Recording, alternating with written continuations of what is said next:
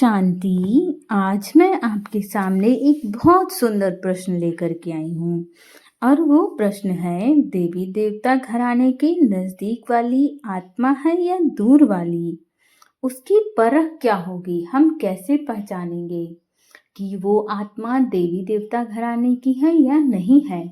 वैसे हम सब ब्राह्मण आत्माओं के मन में ये प्रश्न तो आता ही है ना कि क्या मैं खुद देवी देवता घराने की आत्मा हूँ या नहीं। तो आज बाबा ने हमें मुरली में उसका भी उत्तर दे दिया है, ताकि हम इस बात को निर्णय कर पाए कि वास्तव में हम किस घराने से हैं। वैसे तो बाबा हमें बहुत लाड प्यार करता है और अपनी मुरली में हमेशा मीठे बच्चे कह के बोलता है, और बाबा हमें यदि हम कोई गलती भी करते हैं तो खुली बाहों से स्वीकार करता है। परंतु अंततः हमारे कर्म ही इस बात का निर्णय करते हैं कि हम वास्तव में किस घराने से हैं। तो बाबा ने इसका उत्तर बता दिया है कि जो भी आत्मा देवी देवता घराने की होंगी, उन्हें सब कुछ बाबा की जितनी भी बातें हैं, जो भी बाबा मुरली में बताते हैं, वो सभी बातें उन्हें बहुत अच्छी लगेंगी और वो उन बातों को बिना किसी बहाने के अपने जीवन में धारण करेंगी। और जितना जितना वो धारण करते जाएंगी, उतना उनका जीवन सुंदर बनता जाएगा और निस्वार्थ भाव से उन बातों को वो धारण करेंगी। बजाय मैं आपको बताती हूँ कि जब आप इन बातों को अपने जीवन में धारण करेंगे तो आपका जीवन बहुत सुंदर बनेगा। तो कुछ आत्माएं इस वजह से बाबा के ज्ञान को अपने जीवन में धारण करती हैं, परंतु जो वास्तव में देवी देवता कुल की आत्माएं होंगी, वो बिना स्वार्थ बाबा से इतना उनको प्रेम होगा कि जैसा बाबा मुरली में बताते हैं वैसा वैसा करती जाएंगी, वैसा अपने जीवन में सब कुछ धारण करते जाएंगी और उनके जीवन में, उनके चेहरे पर उन धारणाओं की चमक दिखेगी। कोई भी आत्मा उनकी बातों में आ जाएगी, उनकी बातों को अपने जीवन में धारण करेगी।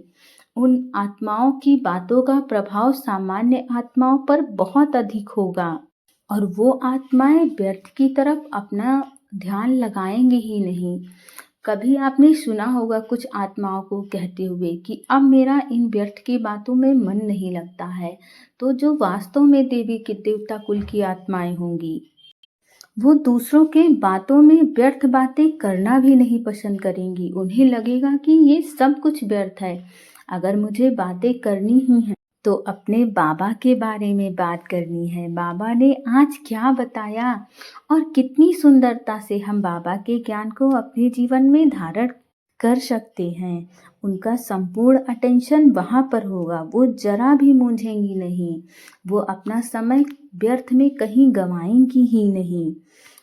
जितना ज़्यादा उन्होंने कठिन भक्ति की होगी, अब उतना ही ज़्यादा अपना ध्यान बाबा के ज्ञान में लगाएंगी। ये तो मेरा खुद का अनुभव है कि एक समय मैं बहुत ज़्यादा भक्ति करती थी। कोई ऐसी किताब नहीं बची होगी भक्ति वाली जिसको मैंने पढ़ी ना हो। मैं सारी किताबों को पढ़ती थी और उसके बाद एक समय मेरे जीवन में ऐसा भी आया कि जब भक्ति से भी मेरा विश्वास उठ गया। परंतु उसके बाद एक समय ऐसा भी आया जब मैंने ज्ञान को अपने जीवन में धारण करना शुरू किया, और अब तो ऐसा समय है कि मुझे सारी बातें व्यर्थ लगती हैं। एक केवल बाबा की बात सही लगती है। इसीलिए जब आप सच में ज्ञान को धारण करेंगी तो आप अपने जीवन में परिवर्तन होते हुए देखेंगी और ज़्यादा से ज़्यादा आप भी कोशिश करने लगेंगी कि मैं उन बाबा की ज्ञान को सुनने की कोशिश करूं।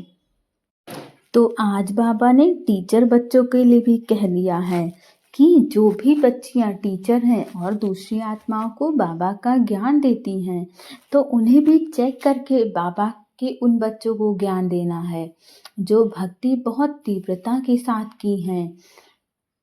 जिन आत्माओं ने बहुत तीव्रता के साथ भक्ति की है, वो ही बहुत सरलता से ज्ञान को अपने जीवन में धारण करेंगी।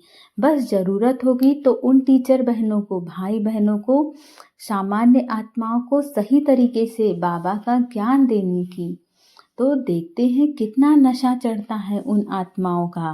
ओम शांति। यदि आपको ये वीडियो पसंद आई हो तो इसे लाइक शेयर और सब्सक्राइब ज़रूर करें। और प्यारे प्यारे बाबा के बच्चे मेरा बाबा मीठा बाबा ज़रूर कमेंट बॉक्स में लिखें।